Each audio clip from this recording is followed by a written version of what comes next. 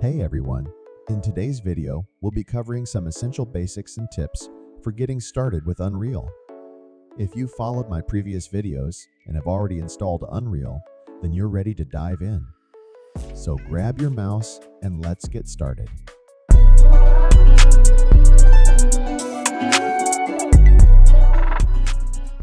First things first, let's talk about movement.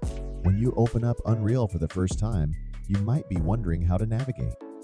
To move around, simply left-click and hold your mouse to orbit.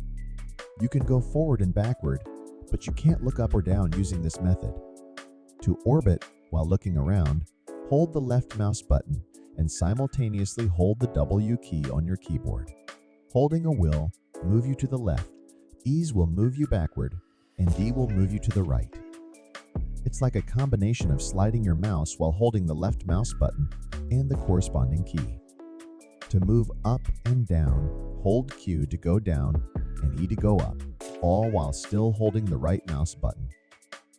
If you have a mouse with a middle wheel, rolling it will zoom in and out as well as pan forward.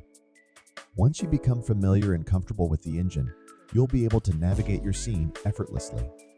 By following these tips, you'll quickly become fluid and adept at moving around in Unreal. So go ahead and explore your scene with confidence. Adjusting the camera speed can greatly enhance your navigation experience. By default, it is set to 4, but you can decrease it to 1 for slower movement or increase it for faster movement. It's important to consider that even with a higher camera speed, if you have a large scene to cover, it may still feel slow due to the extensive ground to cover. Additionally, the speed scaler, currently set to 1, can further amplify the camera speed. Experiment with these settings to find the optimal balance for seamless scene exploration. I find a value of 1 to be sufficient, although I typically operate on 3. The maximum value of 8 provides incredibly fast movement, but feel free to experiment with it if you prefer. For me, the sweet spot usually falls between 3 and 4. Now, let's discuss the viewport. As you can see, the current perspective view is displayed in the top left corner. By clicking on perspective, you can cycle through different views such as top, bottom, left, right, front, and back. To navigate within the viewport, simply scroll the mouse wheel. Right-clicking allows you to move around and adjust the scene, while left-clicking enables you to select individual or grouped items.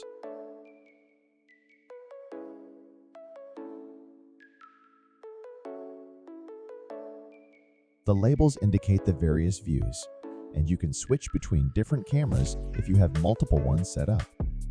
Keep in mind that any movement within the viewport affects your camera position, so be cautious not to accidentally move it if you don't intend to. By changing the viewport to cinematic, you'll see black bars at the top and bottom, providing a wider and more cinematic perspective. Please note that the option for the level sequencer will only appear if you have added a sequencer to your level, allowing you to play, stop, and navigate through your cinematic sequence. In cinematic mode, some icons are hidden to provide a preview of your cinematic, but you can revert to the default viewport by pressing the G key on your keyboard to enable game mode. This hides the icons while still displaying the sequencer play bar at the bottom. To bring back all the icons, simply press G again. Additionally, you can access the outliner on the left side of the screen, but if it's not visible, you can find it under Windows Outliner.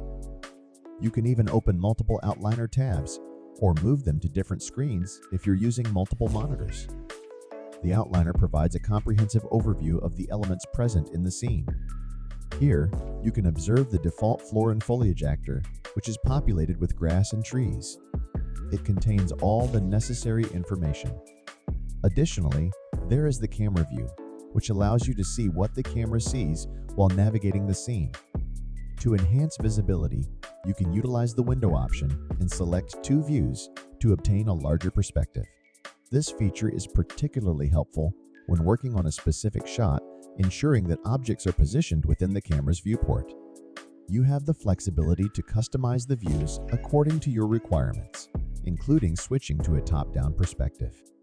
The multi-panel setup is reminiscent of other 3D packages, and if desired, it can be easily removed by clicking the X button. Let's take a short break and resume where we left off in the next video. Take a moment to stretch your legs, and I'll meet you there. Don't forget to like and subscribe to stay informed and updated.